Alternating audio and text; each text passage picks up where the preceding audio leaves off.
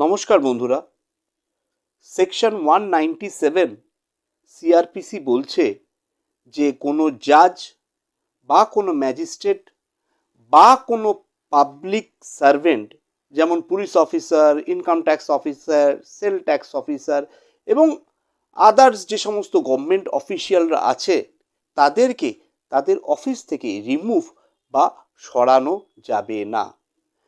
যদি কোনো public servant কোনো অফিসিয়াল ডিউটি করতে গিয়ে কোনো অফেন্স করে থাকে, তাহলে সেক্ষেত্রে যদি সে সেন্ট্রাল গভর্নমেন্টের এমপ্লয়ি হয় তাহলে সেন্ট্রাল গভর্নমেন্টের অনুমতি, এবং যদি সে স্টেট গভর্নমেন্টের এমপ্লয়ি হয় তাহলে স্টেট গভর্নমেন্টের অনুমতি নিয়েই কিন্তু তাদের এগেনস্টে মামলা করা যাবে।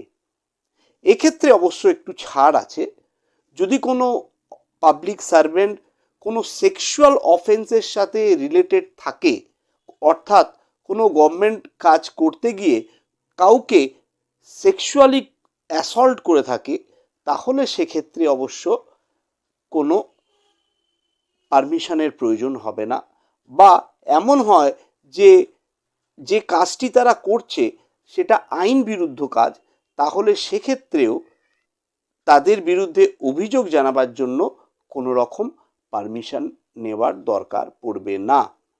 বন্ধুরা, খুব রিসেন্টলি সুপ্রিম কোর্টের একটি জাজমেন্ট এসেছে। সেই জাজমেন্টটি হচ্ছে Om Prakash Yadav versus Niranjan Kumar Upadhyay and others. এই জাজমেন্ট দিয়েছেন জাস্টিস পাদ্রিওয়ালা এবং জাস্টিস মনোজ মিশ্র।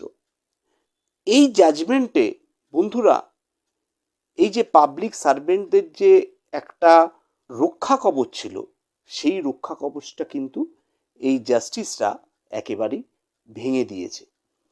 এখন থেকে আপনি যদি কোনো পাবলিক সার্ভেন্টের বিরুদ্ধে মামলা করেন, তাহলে কোনো রকম স্টেট গভর্নমেন্ট বা সেন্ট্রাল গভর্নমেন্টের আর অনুমতি নেবার প্রয়োজন পড়বে না।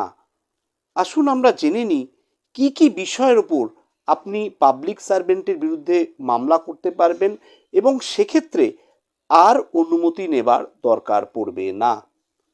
প্রথমত, যদি কোনো পাবলিক সার্ভেন্ট তার পাওয়ারটাকে মিসইউজ করে, তাহলে সেক্ষেত্রে আপনি তার বিরুদ্ধে মামলা করতে পারবেন।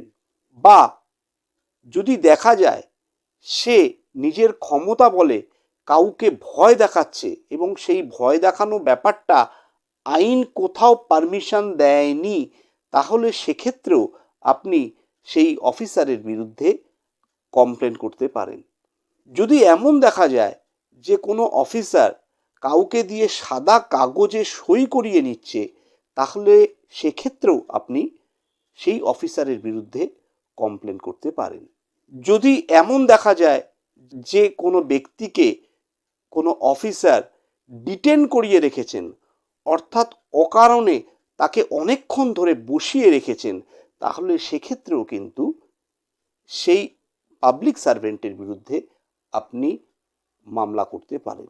এবং সর্বশেষ যেটা, যদি কোনো পাবলিক সার্ভেন্ট ফলস ডকুমেন্ট বা ফ্যাব্রিকেটেড ডকুমেন্ট তৈরি করার জন্য কোনো ব্যক্তিকে হ্যারাসমেন্ট করে, তাহলে সেক্ষেত্রেও কিন্তু আপনি সেই পাবলিক সার্ভেন্টের বিরুদ্ধে মামলা করতে পারবেন এবং সেই মামলা করার জন্য কারোর কোনো অনুমতির প্রয়োজন হবে না।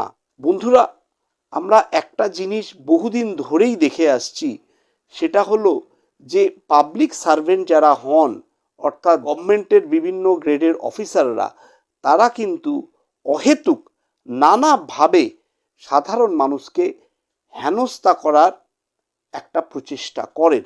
এটা সাধারণভাবে দেখা গেছে।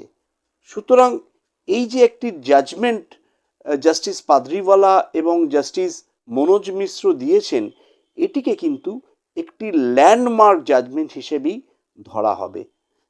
আশা করব যারা এরকম ধরনের কোনো অবস্থার সম্মুখীন হয়েছেন, তারা নিঃসন্দেহে এই জাজমেন্টের বলে সুবিচার পাবেন।